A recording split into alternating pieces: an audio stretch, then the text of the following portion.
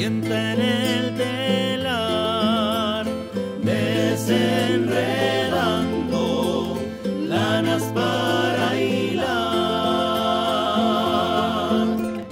con su niñito durmiendo en la espalda.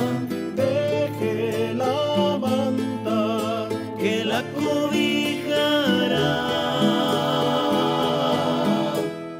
Noto en su cara la huella del cansancio, rostro quemado, el frío de la altura.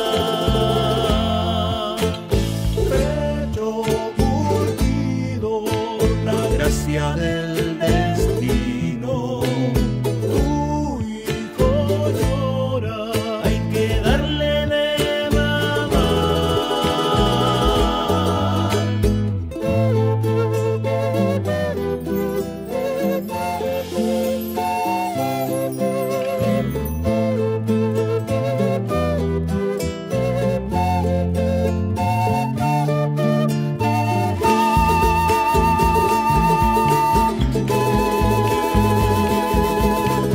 Manos que tejen dan vida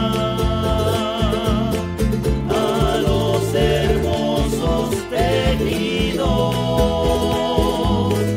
Mujer aymara al son de tu telar, tu pueblo renacerá.